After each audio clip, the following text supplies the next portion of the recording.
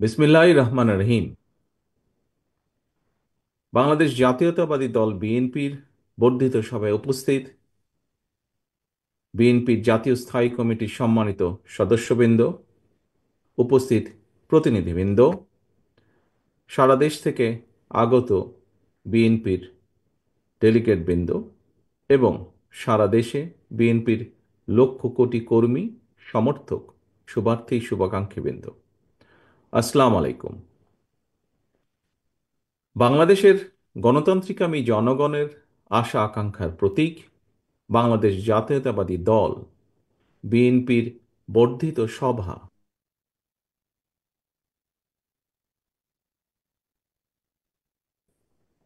বিএনপির সর্বশেষ বর্ধিত সভা অনুষ্ঠিত হয়েছিল 2018 সালের 4 ফেব্রুয়ারি। সেই অনুষ্ঠানে প্রধান অতিথি ছিলেন mother of democracy Begum Khaleda Zia. ফ্যাসিবাদী শাসনকালে এরপর আর বিএনপির বর্ধিত সভা কিংবা কাউন্সিল অনুষ্ঠান করা সম্ভব হয়নি। চিকিৎসাধীন থাকায় দেশনেত্রী বেগম খালেদা জিয়া আজকের এই গুরুত্বপূর্ণ সভায় উপস্থিত থাকতে পারেননি। তবে তিনি এই সভার সাফল্য কামনা করেছেন। তিনি আপনাদের কাছে দোয়া চেয়েছেন। প্রিয় সহকর্মীবৃন্দ, দেশনেত্রীর শারীরিক সুস্থতার জন্য আমরা আল্লাহর দরবারে দোয়া কামনা করছি। এই মানুষটির সম্মোহনী ব্যক্তিত্ব আর সুদক্ষ নেতৃত্বে বিএনপিকে পৌঁছে দিয়েছিল সারা দেশের প্রতিটি গ্রামে, প্রতিটি ঘরে। আজকের এই বর্ধিত সভার শুরুতেই আমি বিএনপির প্রতিষ্ঠাতা, স্বাধীনতার ঘোষক, শহীদ রাষ্ট্রপতি জিয়াউর রহমানকে শ্রদ্ধার সাথে স্মরণ করতে চাই। তিনি একদলীয় অভিশপ্ত বাকশালের অন্ধকারচ্ছন্ন বাংলাদেশে জ্বালিয়েছিলেন গণতন্ত্রের আলো।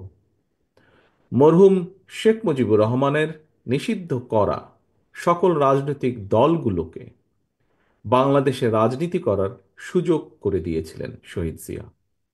জনগণের ভালোবাসায় ধন্য বিএনপির হাতে গণতন্ত্রের ঝান্ডা তুলে দিয়েছিলেন। প্রিয় সহকর্মীবৃন্দ, বিএনপির জন্ম থেকে আজ পর্যন্ত গণতন্ত্র প্রতিষ্ঠা এবং স্বৈরাচার বিরোধী ধারাবাহিক আন্দোলনে যারা শহীদ হয়েছেন, আহত হয়েছেন, স্বজন হারিয়েছেন, যেসব পরিবার নিদারুণ দুঃখ কষ্টের মুখোমুখি হয়েছেন, যাদের ঘাম, শ্রম, মেধায় বিএনপি আজ আপামর জনগণের কাছে দেশের সবচেয়ে বিশ্বস্ত রাজনৈতিক প্রতিষ্ঠানে পরিণত হয়েছে, আজকের এই বর্ধিত সভার শুরুতেই আমি তাদের প্রত্যেকের অবদানকে কৃতজ্ঞতার সঙ্গে স্মরণ করতে চাই।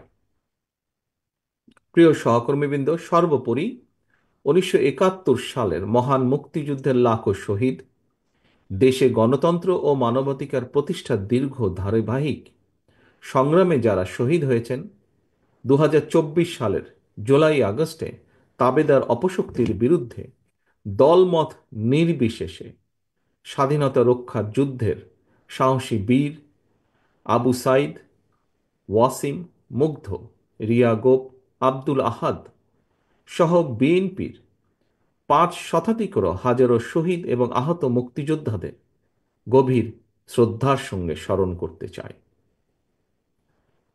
প্রিয় নেতৃবৃন্দ, হাজারো শহীদের আত্মত্যাগের মধ্য দিয়ে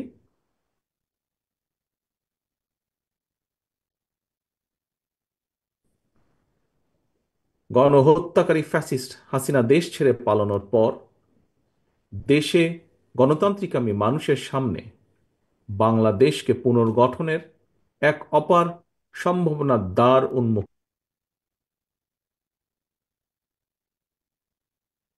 করার জন্য এরই মধ্যে যন্ত্র শুরু হয়েছে।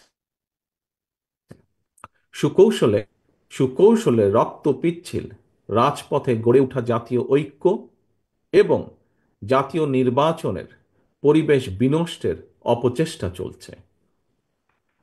জাতীয় ঐক্য এবং জাতীয় নির্বাচনের পরিবেশ বিনষ্টের চক্রান্তের বিরুদ্ধে আমি আজ দেশের কৃষক, শ্রমিক জনতা, আলেম ওলেমা, পীর মাশায়েখ তথা সকল শ্রেণী পেশার মানুষকে আপনারা আজ এখানে যারা উপস্থিত হয়েছেন, আপনাদের প্রত্যেকের মাধ্যমে তাদেরকে সতর্ক থাকার আহ্বান এবং অনুরোধ জানাই।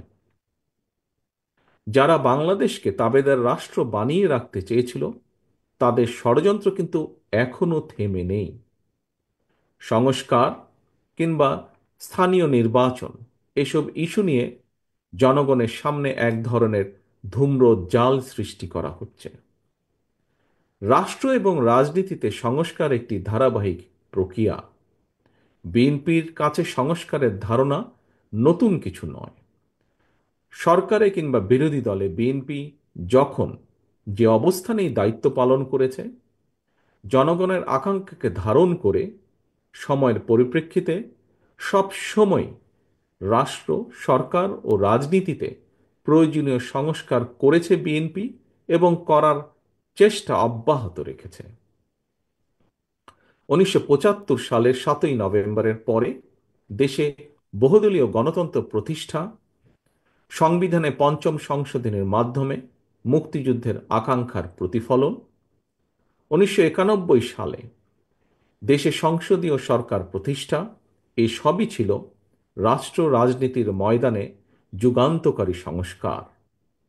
এছাড়াও বিভিন্ন মেয়াদে রাষ্ট্র পরিচালনার দায়িত্বে থাকাকালে বিএনপি সরকার স্কুল কলেজে বিনা বেতনে মেয়েদের শিক্ষার সুযোগ সৃষ্টি, রাষ্ট্র ও সমাজে মুক্তিযোদ্ধাদের যথাযথ মূল্যায়ন নিশ্চিত করতে মুক্তিযুদ্ধ মন্ত্রণালয় প্রতিষ্ঠা, বিশ্বের তথ্য প্রযুক্তির সঙ্গে তাল মিলিয়ে বাংলাদেশকে প্রস্তুত রাখতে বিজ্ঞান এবং তথ্য প্রযুক্তি বিষয়ক মন্ত্রণালয় প্রতিষ্ঠা, প্রবাসী বাংলাদেশিদের কল্যাণ নিশ্চিত করতে প্রবাসী কল্যাণ ও বৈদেশিক কর্মসংস্থান মন্ত্রণালয় প্রতিষ্ঠা, সবগুলোই ছিল রাষ্ট্র ও সরকারে কয়েকটি গুরুত্বপূর্ণ সংস্কার। প্রিয় সহকর্মীবৃন্দ, এই ধরনের আরো বহু সংস্কারের উদাহরণ আমরা উপস্থাপন করতে পারব। তবে ষড়যন্ত্রের পথ ধরে পলাতক গণহত্যাকারী স্বৈরাচার রাষ্ট্র ক্ষমতা দখলের পর সংস্কারের সকল পথ বন্ধ করে দেয়। বাংলাদেশকে চিরতরে তাবেদার রাষ্ট্রে পরিণত করে রাখতে গত 1.5 দশকে দেশের শিক্ষা ব্যবস্থাকে প্রায় ধ্বংস করে দিয়েছিল, দেশের প্রতিরক্ষা ব্যবস্থাকেও নাজুক করে তুলেছিল। টাকা পাচার আর লুটপাট চালিয়ে দেশের অর্থনীতিকে ভঙ্গুর করে দিয়েছিল। অকার্যকর করে দেওয়া হয়েছিল দেশের সকল সাংবিধানিক এবং বিধিবদ্ধ প্রতিষ্ঠান। জনগণের ভোটের অধিকারকে হরণ করে জনগণকে রাজনৈতিকভাবে ক্ষমতাহীন করে দিয়ে দেশের স্বাধীনতা সার্বভৌমত্বকে বিপন্ন করে তুলেছিল। এমন পরিস্থিতিতে রাষ্ট্র, সরকার এবং রাজনীতির গুণগত পরিবর্তনের লক্ষ্যে mother of democracy Begum Khaleda Zia 2017 সালে ভিশন 2030 দিয়েছিলেন। এরই ধারাবাহিকতায় 2022 সালে বিএনপি 27 দফা কর্মসূচি ঘোষণা করে। পরবর্তীতে গণতন্ত্রের পক্ষের রাজনৈতিক দলগুলোর সঙ্গে মত বিনিময়ের মাধ্যমে ঘোষণা করা হয় 31 দফা কর্মসূচি। এই 31 দফা নিয়ে বর্তমানে বিএনপির উদ্যোগে সারা দেশে চলছে জনগণের সঙ্গে সংলাপ। প্রিয় সহকর্মীবৃন্দ, রাষ্ট্র, সরকার, রাজনীতি এবং রাজনৈতিক দল মেরামতের জন্য 31টি হলেও এর চূড়ান্ত লক্ষ্য একটি, এবং সেটি হল একটি নিরাপদ, গণতান্ত্রিক, মানবিক বাংলাদেশ বিনির্মাণ। ঠিক তেমনি এর উদ্দেশ্য একটি, সেটি হল রাষ্ট্র ও সমাজে জনগণের রাজনৈতিক এবং অর্থনৈতিক ক্ষমতায়ন নিশ্চিত করা। এটি নিশ্চিত করা না গেলে স্বাধীনতা, সার্বভৌমত্ব, গণতন্ত্র, নিরাপত্তা, সমৃদ্ধি কোনোটি টেকসই হবে না। রাষ্ট্রের স্বাধীনতা এবং নিরাপত্তার জন্য জনগণের রাজনৈতিক ক্ষমতায়নের কোনোই বিকল্প নেই। রাষ্ট্র এবং সমাজে জনগণের রাজনৈতিক ক্ষমতা নিশ্চিত করার পূর্ব শর্ত হল প্রতিটি নাগরিকের ভোট প্রয়োগের অধিকার বাস্তবায়ন এবং এ লক্ষ্যেই একটি রাজনৈতিক দল হিসাবে বিএনপি বারবার জনগণের ভোটে জনগণের কাছে দায়বদ্ধ সরকার প্রতিষ্ঠা করার লক্ষ্যে জাতীয় নির্বাচনের দাবি জানায়।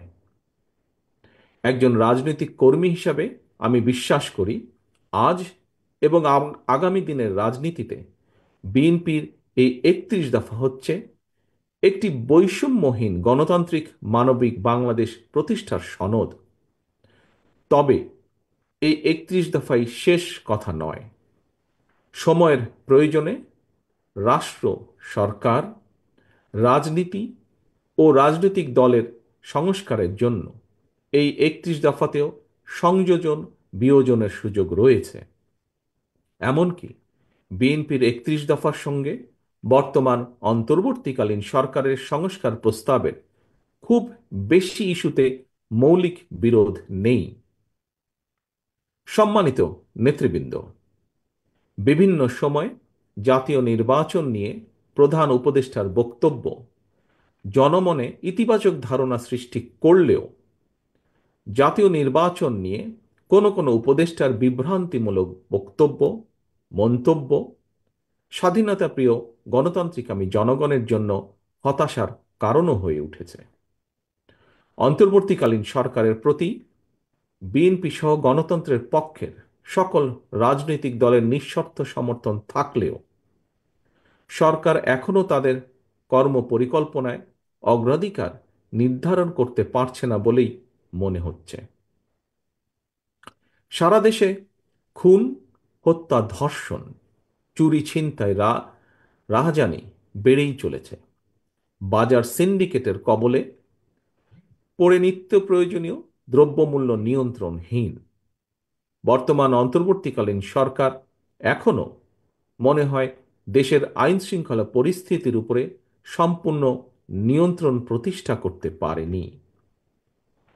সরকার যেখানে বাজার পরিস্থিতি কিংবা আইন শৃঙ্খলা পরিস্থিতির নিয়ন্ত্রণে কাঙ্ক্ষিত সাফল্য অর্জন করতে পারছে না, সেখানে জাতীয় নির্বাচনের আগে স্থানীয় নির্বাচন অনুষ্ঠানের নামে কেন দেশের পরিস্থিতি আরও ঘোলাটে করতে চাইছে, এটি জনগণের কাছে বোধগম্য নয়। গণতান্ত্রিকামী জনগণ মনে করেন স্থানীয় নির্বাচন অনুষ্ঠিত হলে সেটি হবে সারা দেশে পলাতক স্বৈরাচারের দোসরদের পুনর্বাসনের একটি প্রক্রিয়া, যা সরাসরি গণ অভ্যুত্থান আকাঙ্ক্ষা বিরোধী। গণহত্যাকারী, টাকা পাচারকারী, দুর্নীতিবাজ মাফিয়া চক্রকে পুনর্বাসন প্রক্রিয়ার এই ফাঁদে বিএনপি পা দেবে না, বিএনপি পা দিতে পারে না। প্রিয় সহকর্মীবৃন্দ, বিএনপি জনগণের কাছে প্রতিশ্রুতিবদ্ধ আগামী জাতীয় নির্বাচনে বিএনপি জনরায় রাষ্ট্র পরিচালনার দায়িত্ব পেলে গণহত্যাকারী মানবতা বিরোধী অপরাধীদের বিচারের মুখোমুখি করবে। অন্তর্বর্তীকালীন সরকারের প্রতি আহ্বান, সারা দেশে গণহত্যাকারীদের দোসর মাফিয়া চক্রকে পুনর্বাসনের স্থানীয় নির্বাচন অনুষ্ঠানের পরিকল্পনা থেকে সরে আসুন। অবিলম্বে আগামী দিনগুলোর জন্য অন্তর্বর্তীকালীন সরকারের সুনির্দিষ্ট কর্মপরিকল্পনার রোডম্যাপ ঘোষণা করুন। গণহত্যাকারী মাফিয়া প্রধান হাসিনা দেশ ছেড়ে পালানোর পর এ পর্যন্ত বেশ অনেকগুলো নতুন রাজনৈতিক দলের আত্মপ্রকাশ ঘটেছে। বহুদলীয় গণতন্ত্রে বিশ্বাসী বিএনপি সকল নতুন রাজনৈতিক দল ও সংগঠনকে স্বাগত জানায়। তবে নির্বাচনের মাধ্যমে গ্রহণ কিংবা বর্জনের চূড়ান্ত সিদ্ধান্ত জানাবে জনগণ। সুতরাং প্রতিটি দলের অংশগ্রহণ একটি অবাধ ও সুষ্ঠু নির্বাচন, জাতীয় নির্বাচন অনুষ্ঠানের লক্ষ্যে সবার আগে নির্বাচন কমিশনকে প্রস্তুত রাখতে হবে। দেশে একটি অবাধ এবং সুষ্ঠু নির্বাচন অনুষ্ঠানের জন্য নিরপেক্ষতাই হচ্ছে অন্তর্বর্তীকালীন সরকারের সবচেয়ে বড় পুঁজি। কিন্তু সরকারের নিরপেক্ষতা নিয়ে ইতিমধ্যেই জনমনে সন্দেহ, সংশয় সৃষ্টি হয়েছে। নিজেদের নিরপেক্ষতা বজায় রাখতে আমি বাংলাদেশ জাতীয়তাবাদী দলের পক্ষ থেকে অন্তর্বর্তীকালীন সরকারের প্রতি আরও সতর্কতা অবলম্বনের আহ্বান জানাই। প্রিয় নেতৃবৃন্দ, এবার আমি সারা দেশে বিএনপির নেতাকর্মী, বিশেষ করে এই বর্ধিত সভায় আপনারা যারা উপস্থিত হয়েছেন, উপস্থিত নেতৃবৃন্দের উদ্দেশ্যে কয়েকটি কথা বলতে চাই। দীর্ঘদিন থেকে আমি আপনাদের কাছে শারীরিকভাবে দূরে থাকলেও যোগাযোগ এবং কর্ম পরিকল্পনার মাধ্যমে আমি কখনোই আপনাদের কাছ থেকে দূরত্ব অনুভব করিনি। আমার মনে হয় এখানে উপস্থিত আমার মনে হয় এখানে উপস্থিত যারা আছেন প্রায় প্রত্যেকের সঙ্গেই আমার অন্তত কম বেশি কথা হয়েছে, কথা হয়, টেক্সট মেসেজে আদান প্রদান হয় টেক্সট। তবে আজ এখানে আপনাদের সবাইকে একত্রে পেয়েছি, সেজন্য আমি অত্যন্ত সৌভাগ্যবান, অত্যন্ত আনন্দিত। আপনাদের সকলকে অভিনন্দন। আমি বিশ্বাস করি আমি বিশ্বাস করি যে দলে আপনাদের মতন ত্যাগী এবং সাহসী নেতাকর্মী রয়েছেন, সেই দলকে কোনো স্বৈরাচারী দমিয়ে রাখতে পারে না। প্রিয় নেতৃবৃন্দ, আমরা এমন একটি বাংলাদেশ গড়তে চাই যে দেশে মুসলমান, হিন্দু, বৌদ্ধ, খ্রিস্টান তথা দল, মত, ধর্ম, বর্ণ নির্বিশেষে সবাই সমান অধিকার ভোগ করবেন। ৫৫,০০০ বর্গমাইলের এই বাংলাদেশ ভূখণ্ডে বসবাসকারী আমাদের সকলেরই একটি পরিচয়, আমরা বাংলাদেশী।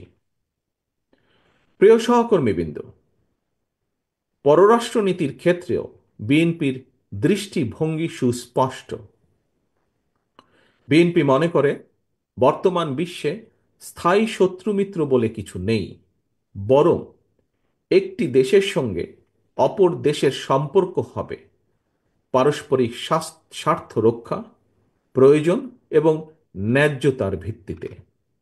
অন্য দেশের সঙ্গে সম্পর্ক রক্ষার ক্ষেত্রে আমাদের নীতি সবার আগে বাংলাদেশ, অর্থাৎ নিজ দেশ এবং জনগণের স্বার্থ রক্ষা এবং সার্বভৌমত্ব, এটাই হবে প্রথম এবং প্রধান অগ্রাধিকার।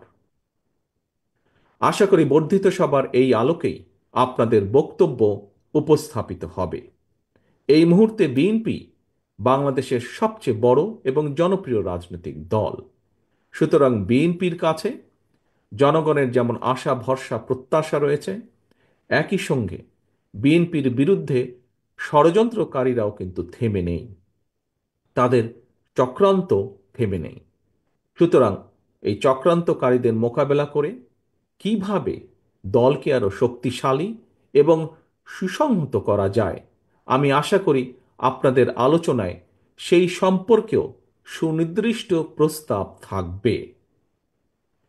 প্রিয় সহকর্মীবৃন্দ, সারা দেশে তৃণমূল পর্যায়ের কৃষক, শ্রমিক, দরিদ্র, মেহনতি, স্বল্প আয় কিংবা মধ্যবিত্ত, নিম্ন মধ্যবিত্ত, পাশাপাশি ছাত্রছাত্রী, তরুণ তরুণী তথা সকল শ্রেণীর পেশার মানুষের স্বার্থ রক্ষা এবং জীবন উন্নয়নে আপনাদের নিজ নিজ এলাকা ভিত্তিক কী ধরনের পদক্ষেপ নেওয়া যায়, আশা করি আপনাদের বক্তব্যে সেই বিষয়গুলো উঠে আসবে। দলের সাংগঠনিক কার্যক্রমের পক্ষে অথবা বিপক্ষে অবশ্যই আপনারা সুনির্দিষ্ট বক্তব্য তুলে ধরবেন। তবে এই বিষয়ে আপনাদের দৃষ্টি আকর্ষণ করে বলতে চাই, সেটি হলো বিএনপি একটি বৃহৎ পরিবার। এই পরিবারে নানা বিষয়ে আমাদের মতের অমিল থাকতেই পারে।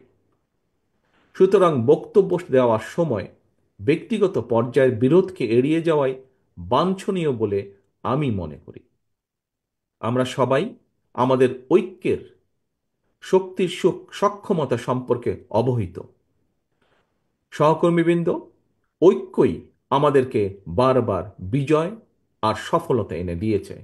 সুতরাং আমাদের অবশ্যই খেয়াল রাখা অত্যন্ত জরুরি, আলোচনা সমালোচনা যেন নিজেদের মধ্যেকার ঐক্য বিনষ্টকারী কিংবা দলের ক্ষতির কারণ না হয়।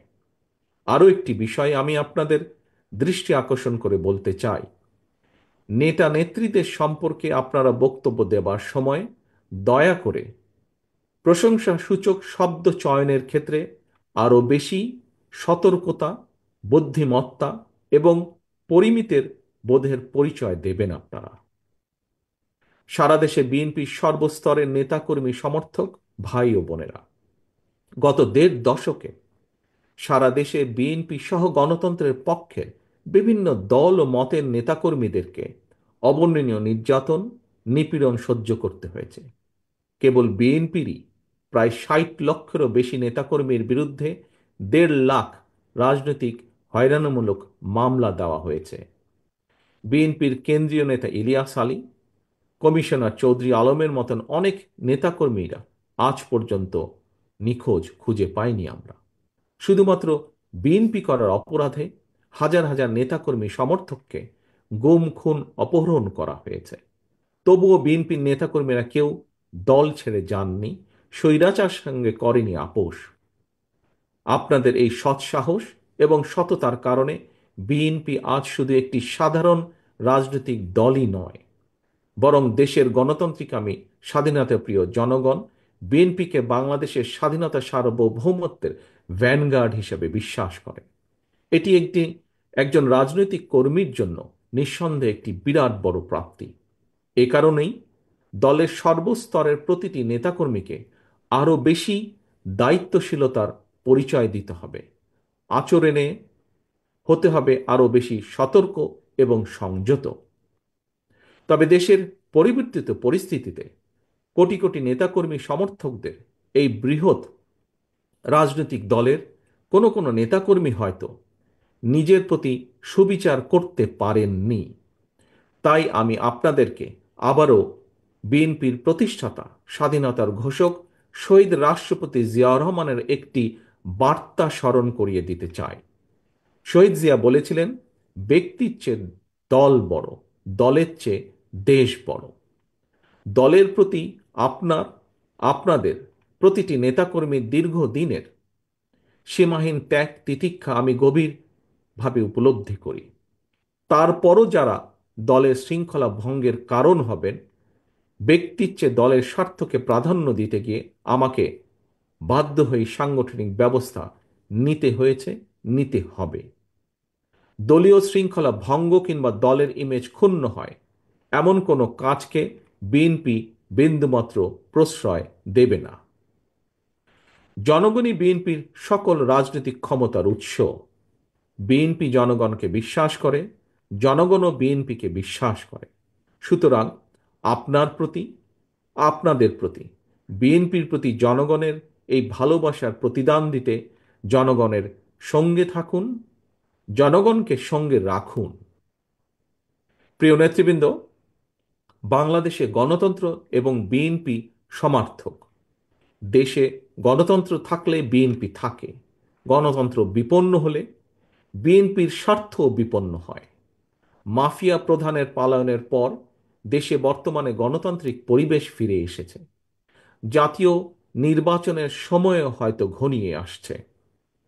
তাই দলকে, কোনো ব্যক্তি নয় বরং দলকে এ ব্যাপারে ধীরে ধীরে আপনারা প্রস্তুত করুন। আমি দেশবাসীর উদ্দেশ্যে একটি বার্তা দিয়ে বলতে চাই, বিএনপি শুধুমাত্র আপনাদের ভোটের পুনরুদ্ধারই নয়, আপনার ভোটের প্রয়োগের অধিকার নিশ্চিত করতে চায়।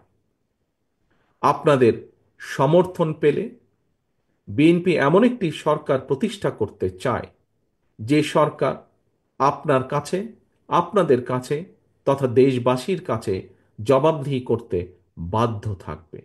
আমি জনগণের বাংলাদেশ জাতীয়তাবাদী দলের পক্ষ থেকে জনগণের সমর্থন চাই, চাই সকলের সহযোগিতা। প্রিয় নেতৃবৃন্দ, বর্ধিত সভার শুরুতেই বক্তব্য আর আমি বাড়াতে চাই না। বর্ধিত সভার শেষে আবারও আপনাদের সঙ্গে কথা হবে ইনশাল্লাহ। সারা দেশে বিএনপি এবং এর অঙ্গ ও সহযোগী সংগঠনের সর্বস্তরের নেতা কর্মী সমর্থক শুভাকাঙ্ক্ষীদের প্রতি আহ্বান, আপনারা শৃঙ্খলাবদ্ধ থাকুন। আপনারা যে কোনো মূল্যে ঐক্যকে ধরে রাখুন। ধন্যবাদ।